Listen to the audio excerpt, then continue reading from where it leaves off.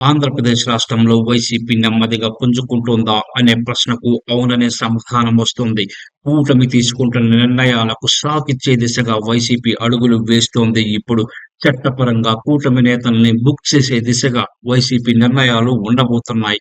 పేర్ని నాని గుంటూరు మిర్చి యాడ్‌కు వెళ్ళకపోయినా ఆయన వెళ్ళినట్లు ప్రచారం జరిగిన సంగతి కూడా తెలిసిందే. ఈ ప్రచారం విషయంలో పేర్ని నాని ఇప్పటికే వివరణ ఇవ్వడం కూడా జరిగింది.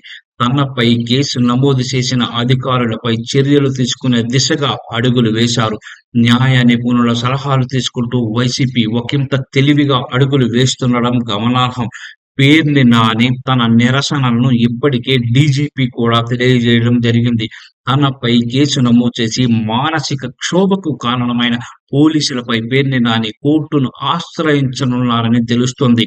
వేర్వేరు వ్యవస్థలకు ఫిర్యాదు చేయడం ద్వారా తమకు అన్యాయం జరిగిందనే అభిప్రాయాన్ని కలిగించడంలో వైసీపీ సక్సెస్ అయిందనే కామెంట్లు వ్యక్తమవుతున్నాయి.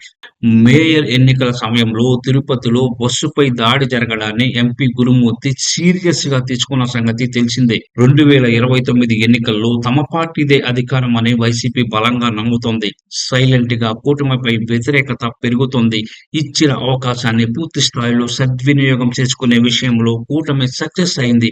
అయితే వైసీపీ ప్రణాళికలకు షాక్ ఇచ్చే విధంగా కూటమి ఎలాంటి ఆలోచనలతో ముందుకెళ్తుందో చూడాల్సి ఉంది. రాబోయే రోజుల్లో ఈ పరిస్థితి మారుతుందేమో చూడాలి.